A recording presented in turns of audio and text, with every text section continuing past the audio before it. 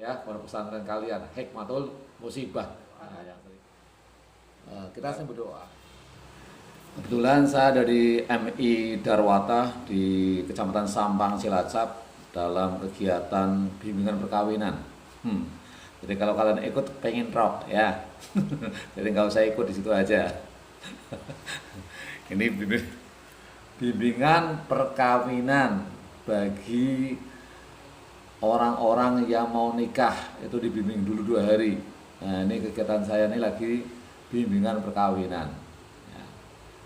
Jadi kalau kalian ikut malah hanya pengen rock ya, jadi nggak usah ikut aja.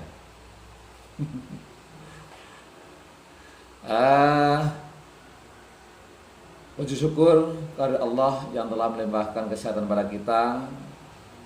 Alhamdulillah kalian juga disterilisasi.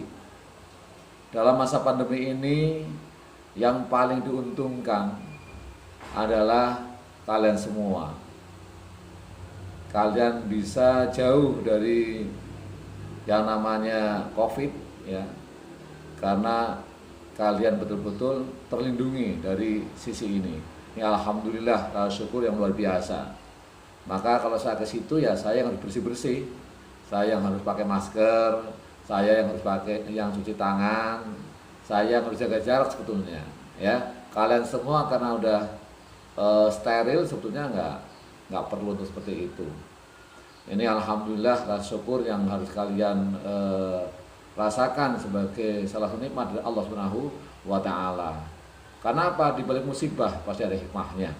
Sebagaimana nama ya pondok pesantren kalian hikmatul musibah. Nah, yang sering kita obrolkan dulu itu. Ada hikmahnya. Jadi pandemi ini juga ada hikmahnya. Yang pertama ya tadi kalian jadi bersyukur.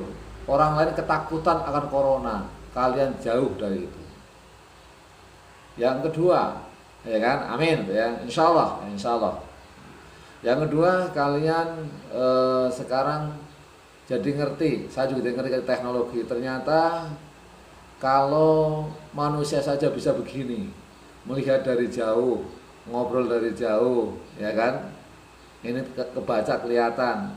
Maka tidak mustahil ya apa yang diajarkan oleh Allah dulu tentang hal-hal gaib sekarang menjadi nyata. Dulu orang seolah ngobrol jauh nggak mungkin, apalagi kelihatan wajahnya seperti ini. Ya. Sekarang Allah memungkinkan dengan memberikan kemampuan ilmu kepada manusia menciptakan teknologi Zoom ini misalkan. Nah, jadi itu juga karena Allah ya, bukan hebatnya manusia. Ya manusia yang menciptakan Zoom ini hebat, tetapi lebih hebat yang menciptakan otak yang membuat Zoom, ya enggak? Siapa itu? Ya kan? Siapa? Allah Subhanahu wa taala.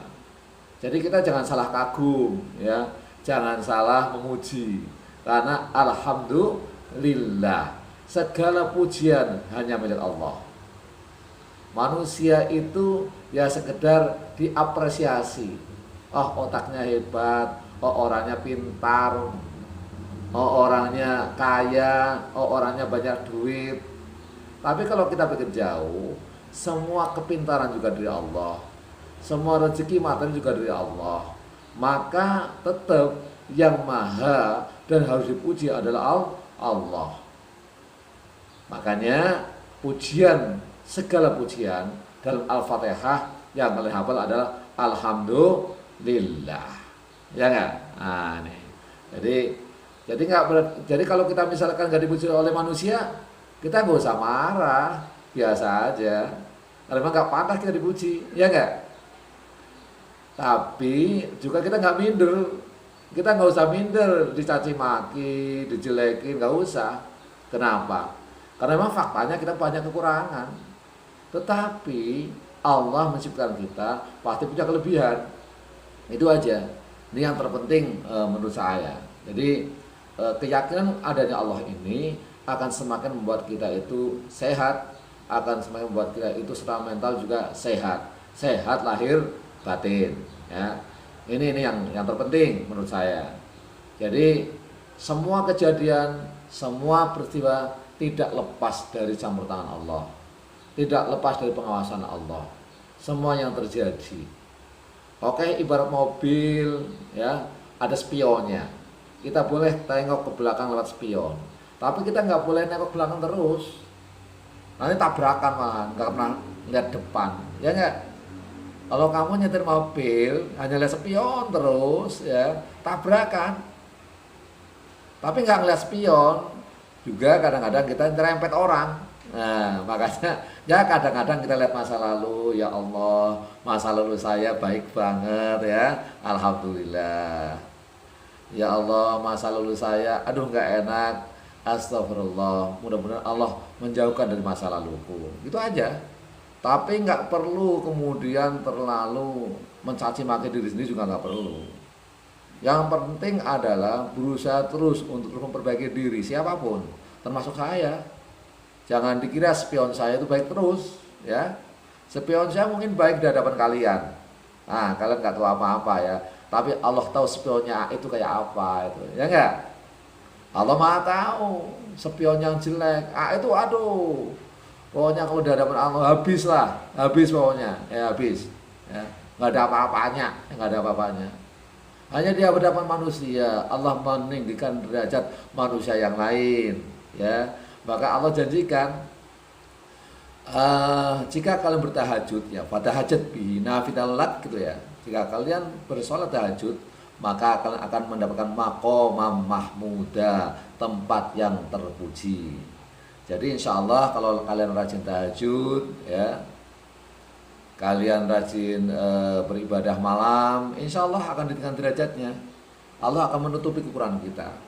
Apalagi kita sering doa kan, kita sering berdoa, wajiburni. Nah, kalau inna sholati wa nusuki wa mahaya, itu jelas janji kita. Tetapi pas apa? Pas kita doa setelah sholat. Ya, suaranya nyampe nggak ini? Suaranya nyampe nggak? Oke ya. Rabbik firli warhamni wajburni ya, warfa'ni warzukni wa'afini wa'fu'ani. Wajburni itu tutupi kelemahan kita ya, alhamdulillah ya.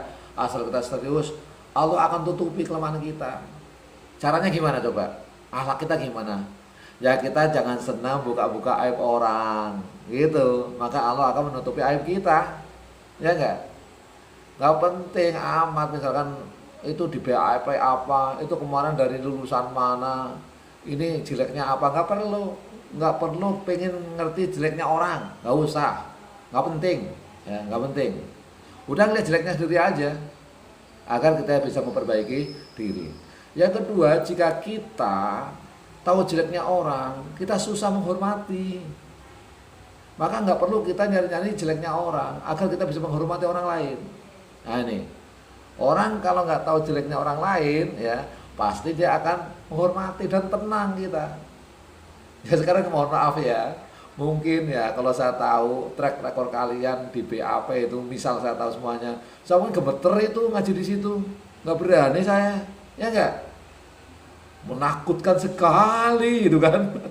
Ya enggak. Tapi saya nggak mau tahu, saya nggak pernah baca itu, saya nggak tahu kalian.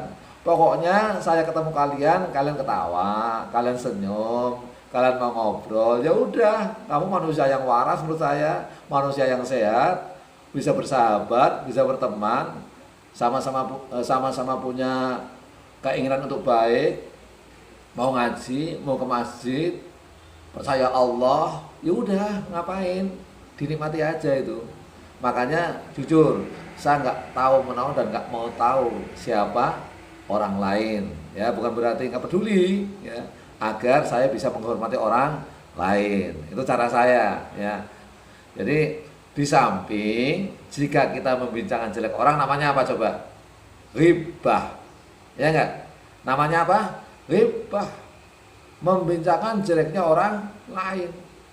Apa itu hukumannya, dosanya? Dosanya itu sebagaimana kita memakan daging saudara kita sendiri yang udah mati. Kan kejem banget itu. Saudara yang udah mati dimakan dagingnya, gila kan? Nah itu.